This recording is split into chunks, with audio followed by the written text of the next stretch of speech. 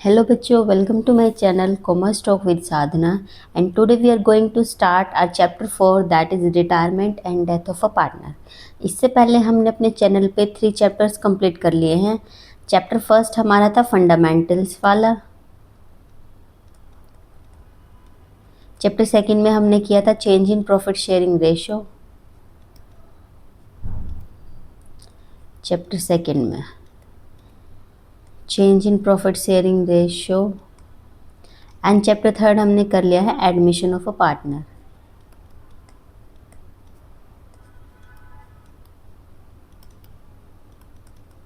Okay,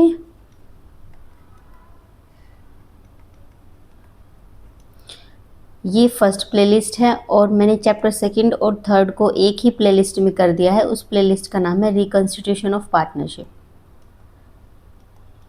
ये similar chapters थे, इसलिए मैंने एक ही प्लेलिस्ट में इनको क्या कर दिया, इंक्लूड कर दिया, रिकंस्टिट्यूशन ऑफ पार्टनरशिप। ओके, अगर आपको इनमें से कोई चैप्टर पढ़ना है तो go and watch this playlist.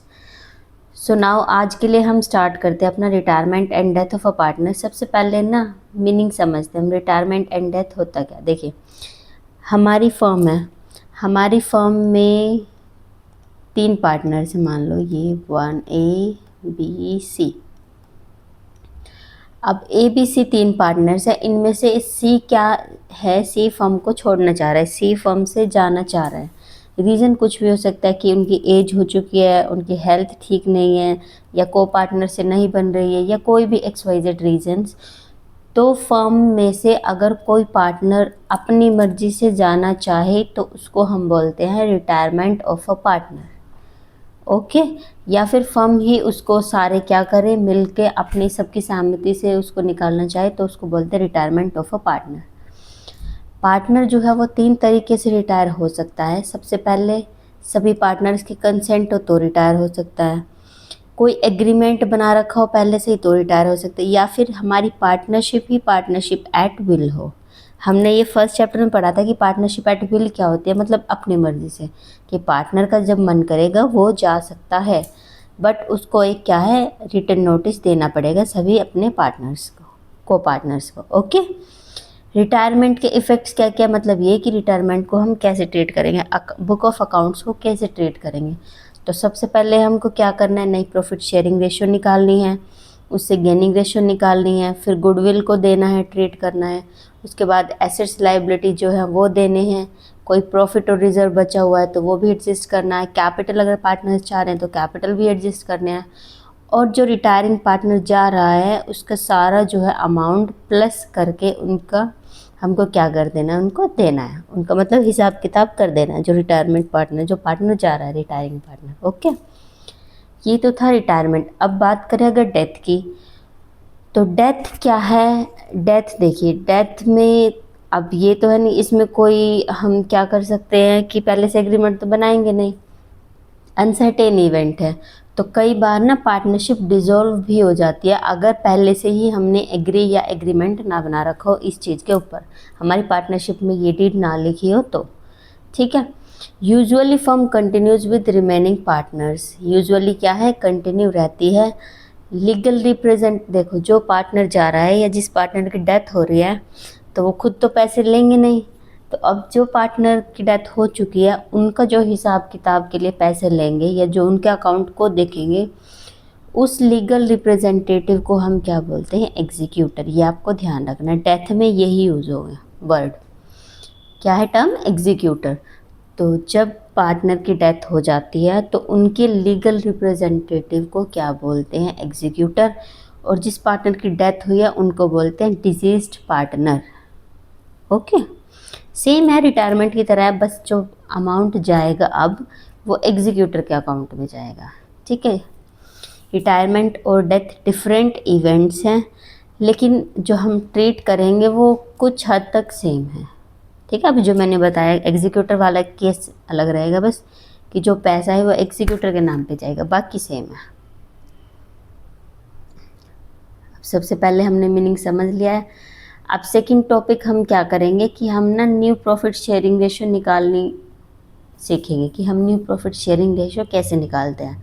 आप एडमिशन चैप्टर कर चुके हो, तो अगर आपने एडमिशन चैप्टर कर लिया तो आपको ये 90% आपको आती है, 10% कुछ थोड़ा बहुत अलग होगा, वो मैं आपको बता देती हूँ। देखिए, अगर नई रेशियो डायरेक्टली गिवन है तो वही आपको तो सर्व करके दिया है, जस्ट ईट, ओके। लेकिन अगर नहीं बताई है नई रेशियो, सिर्फ ये बताया है कि रिमेनिंग पार्टनर क्या करेंगे, ओल्ड रेशियो में शेयर करेंगे। जैसे ये है, ABC पार्टनर है, ये एग्जांपल है, 2-3-5 क्या है उनकी रेशियो है, 2-3-5 रेशियो है। अब वो क्या है, C पार्टनर जा रहा है, कुछ नहीं बताया हुआ, तो ओल्ड रेशियो में ही डिवाइड करेंगे रेशियो, तो ओल्ड रेशियो क्या है, 2:3, ओके। सबसे ईजी है ये।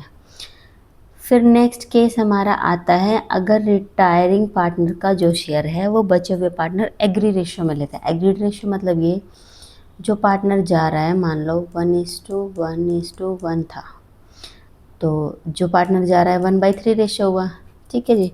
अब इस 1/3 को ये दोनों A और B एग्रीड रेशियो में ले रहे हैं। एग्रीड रेशियो मान लो इन्होंने ये डिसाइड किया कि हम जो C का शेयर है उसको 1:2 रेशियो में लेंगे, तो मतलब ये इस शेयर को इस रेशियो में A और B लेंगे, तो A को कितना मिलेगा, 1/3 का 1/3, B को कितना मिलेगा, 1/3 का 2/3, ठीक है जी। ये तो है जो मिला है, और उनके पास खुद अपना था 1/3 ठीक है। तो अगर न्यू रेशियो निकालनी हो तो ये 1/3 निकालना है, नहीं तो यहीं से आ जाएगी हमारी गेनिंग सेक्रीफाइसिंग, तो ओके। अब देखिए, retiring partner share acquired equally, तो अगर रिटायरिंग पार्टनर जो हो रहा है, जैसे ये था 1/3 के लिए जा रहा है ना, तो अगर ये 1/3 के लिए जा रहा है और इन्होंने रेशियो 1/2 ना करके इक्वली किया होता 1:1, तो ये 1/3 मल्टीप्लाई 1/2, 1/3 मल्टीप्लाई 1/2, 1/6 दोनों में ही प्लस कर देते। या फिर हम ऐसा भी कर सकते हैं, सेम ही बात है, अगर आप 1/3 को 1:1 मतलब 1/2 कर लो तो भी 1/6 आएगा, ठीक है ना। या फिर ये फॉर्मूले में बता रहा है जितने पार्टनर्स हैं उससे क्या कर लो, आप डिवाइड कर लो, तो वही 2 पार्टनर्स से तो मैंने 1/2 कर लिया, 3 पार्टनर्स है तो 1/3 कर लेंगे, ठीक है ना। तो जो अमाउंट मिलेगा उसको बांट के जो पहले से ही पुराना शेयर है उसमें प्लस करना है, क्योंकि जो कंटिन्यूइंग पार्टनर है उनको वो शेयर मिलेगा।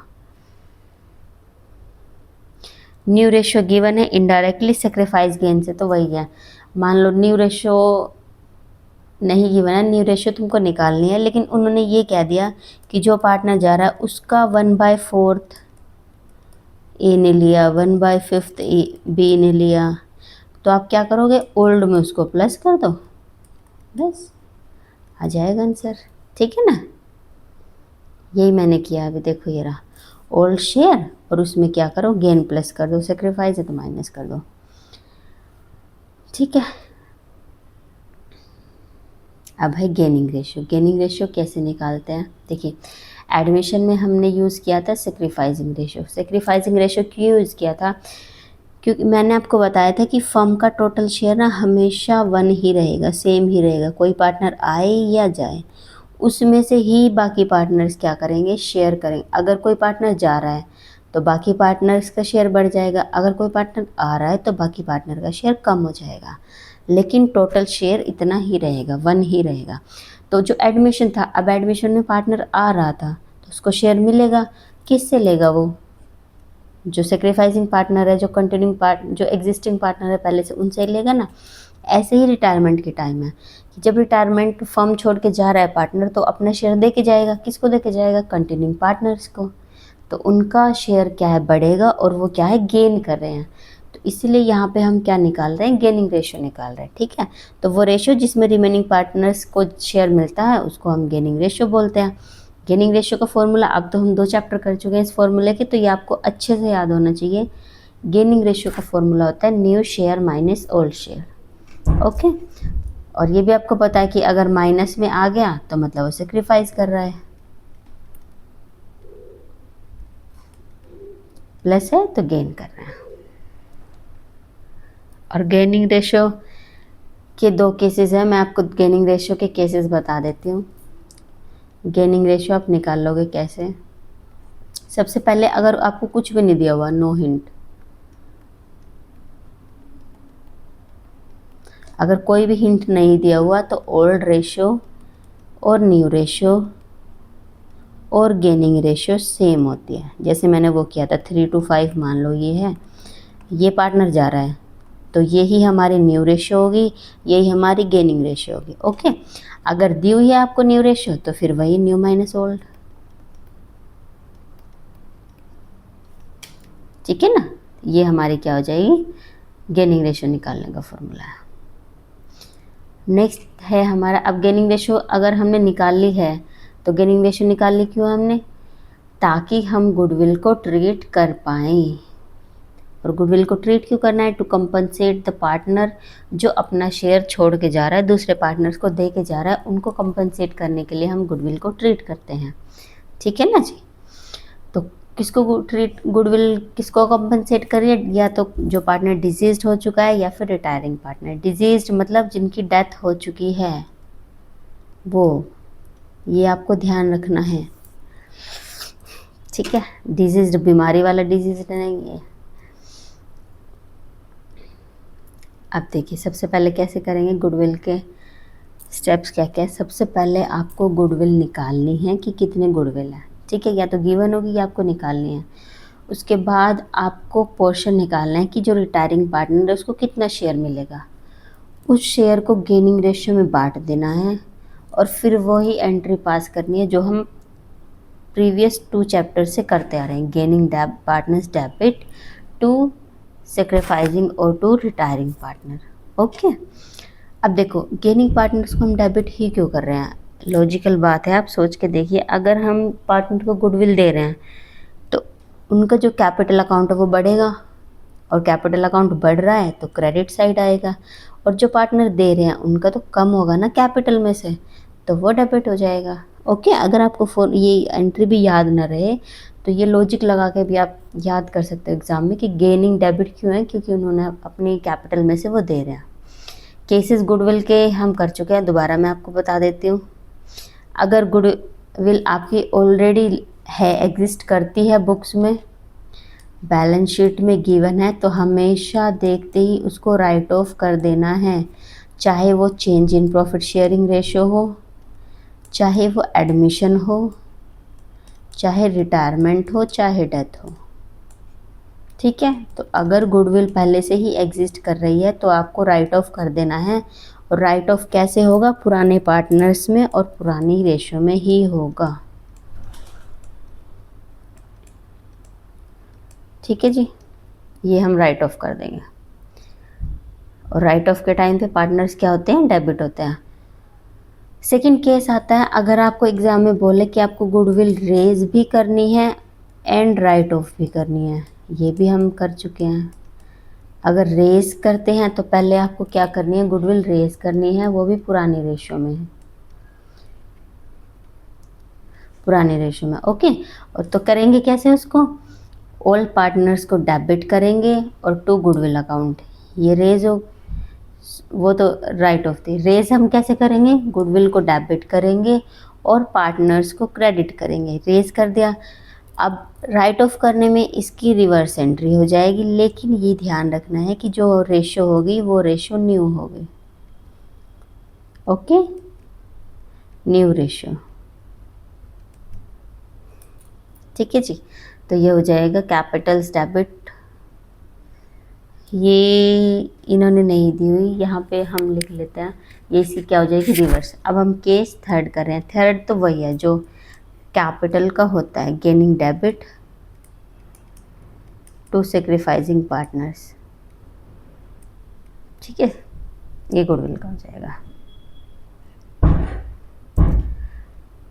अगर आपको बस ध्यान आपको क्या रखना है, एग्जिस्टिंग गुडविल है तो राइट ऑफ कर दो, रेज एंड राइट ऑफ है तो रेज करना है ओल्ड रेशियो में, राइट ऑफ कर देना है न्यू रेशियो में, ठीक है। और जो थर्ड वाला है जो एडजस्टमेंट में दी हुई गुडविल है तो उसको तो ऐसे ही करते हैं, राइट, ये gaining partners debit to sacrificing partners, okay. अब हम गुडविल के थोड़े से न्यूमेरिकल देख लेते हैं, एक आधा ईजी है वैसे तो। ABC are partner sharing 3:1 ratio है, सी रिटायर हो रहा है, सी ये वाला, ठीक है ना।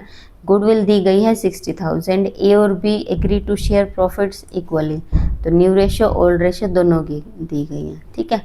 न्यू रेशियो ये रही, ओल्ड रेशियो ये रही, तो गेनिंग रेशियो कैसे निकालते हैं, न्यू माइनस ओल्ड। तो हमारे पास गेनिंग क्या आई है, ये हमारी गेनिंग रेशियो आई है, और गेन हमारा ए का भी और बी का भी, ठीक है जी। तो ये हमारी गेनिंग रेशियो आ गई, और गेनिंग रेशियो में हमको साफ दिख रहा है कि ए ने क्या है, 0 है, तो मतलब नो गेन नो लॉस। तो ए ने तो गेन नहीं किया, सिर्फ बी ने गेन किया है। तो क्या एंट्री करेंगे हम, गेनिंग पार्टनर डेबिट मतलब बी डेबिट टू सी। और कितने गुडविल होने चाहिए, टोटल कितने गुडविल एडजस्टमेंट के लिए, 60। और जो पार्टनर जा रहा है उनका क्या शेयर है, 1/6। तो 60 का 1/6 करेंगे हम, तो हमारा क्या आएगा, 10,000 आएगा। उसी 10,000 को कौन देगा, बी देगा या गेनिंग पार्टनर देगा, ठीक है। ऐसे ही है, you can do this in your homework.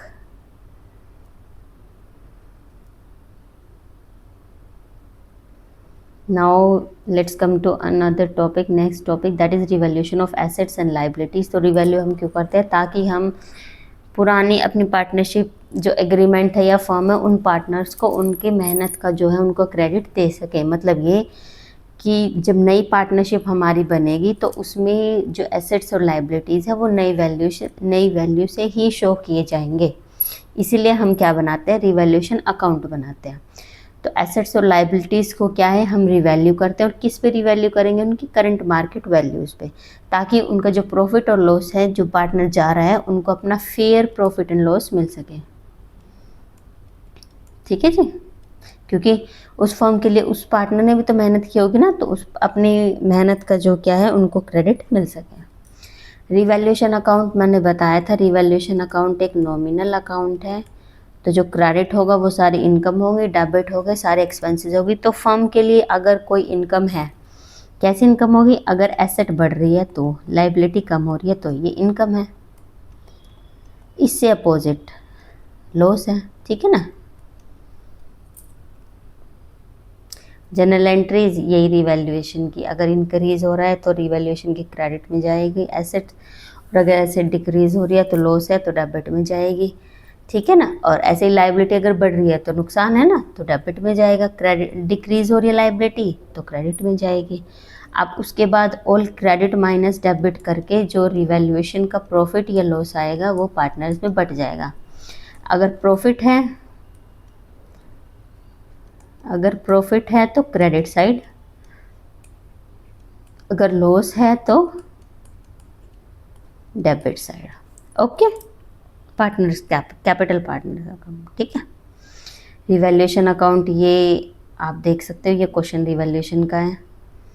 तो अगर स्टॉक बढ़ा है तो मतलब ये हमारे लिए क्या है, इनकम है। एसेट बढ़ रहा है तो गेन है, तो ये यहाँ आएगा। क्रेडिटर्स कम हो रहे हैं ना 3,000, तो यहाँ आएगा। और जो सारी एसेट्स कम हो रही हैं और लाइबिलिटी बढ़ रही है वो सारी इधर आएगी, और बैलेंसिंग फिगर निकाल लेंगे हम। तो ये हमारी क्या है, बैलेंसिंग फिगर आई है इधर, मतलब प्रॉफिट की आई है। और ये प्रॉफिट है तो पार्टनर्स में क्रेडिट साइड ही बटेगा, ओके। ये हमारा रिवैल्यूएशन अकाउंट भी हो गया। एक्यूमुलेटेड प्रॉफिट एंड लॉस या रिजर्व्स भी हम क्या करते हैं, पार्टनर्स में बांटते हैं। क्या कौन कौन से रिजर्व्स होते हैं जो पार्टनर्स में बंटते हैं, देखिए। रिजर्व, जनरल रिजर्व बटेगा, प्रॉफिट एंड लॉस का प्रॉफिट है तो क्रेडिट में जाएगा, लॉस है तो डेबिट में जाएगा। वर्कमैन कंपनसेशन रिजर्व बटेगा, अगर कोई क्लेम है तो उसको माइनस करने के बाद। इन्वेस्टमेंट फ्लक्चुएशन भी बटेगी, अगर कोई डेफिसिट या एडजस्टमेंट है तो उसको एडजस्ट करने के बाद। कोई अनडिस्ट्रीब्यूटेड प्रॉफिट है तो वो भी बटेंगे। लॉस में क्या क्या आता है, advertisement, suspense, deferred revenue expenditure, okay. ये सारे लॉस है तो पार्टनर्स के डेबिट साइड जाएंगे। ये प्रॉफिट्स हैं तो पार्टनर्स के क्रेडिट साइड जाएंगे। जनरल एंट्री क्या होगी, वही, अगर प्रॉफिट या जनरल रिजर्व क्रेडिट नेचर के है तो पार्टनर्स की क्रेडिट साइड, डेबिट नेचर के है तो पार्टनर्स को करो डेबिट, और जो अकाउंट ये जिसको हम डिस्ट्रीब्यूट कर रहे हैं उसको कर दो क्रेडिट, ओके। देखो, वर्कमैन कंपनसेशन रिजर्व के रिलेटेड एक एडजस्टमेंट है कि अगर क्लेम हमारा ज़्यादा है रिजर्व से तो डेफिसिट हुई पार्टनर्स को, तो वो लॉस की तरह ट्रीट होगी और डेबिट में चली जाएगी, ठीक है ना। मान लो वर्कमैन कंपनसेशन रिजर्व है हमारा 2 लाख का, क्लेम आ गया किसी लेबर का 250 का, तो अब जो 50,000 है वो पार्टनर्स के लिए डेफिसिट है। अब पार्टनर्स को मिलने की बजाय उनके क्या है, डेबिट में जाएगा ये वर्कमैन कंपनसेशन है, मतलब ये लॉस हो गया उनके लिए, ठीक है ना। सो कल हम टॉपिक करेंगे एडजस्टमेंट ऑफ पार्टनर्स कैपिटल। हम ये एडमिशन में भी कर चुके हैं और हम इसमें भी दोबारा क्या है रिवाइज करेंगे, थोड़ा सा नया तरीका है, बाकी कंसेप्ट वही है। You will easily understand. Okay, bye. See you in the next class.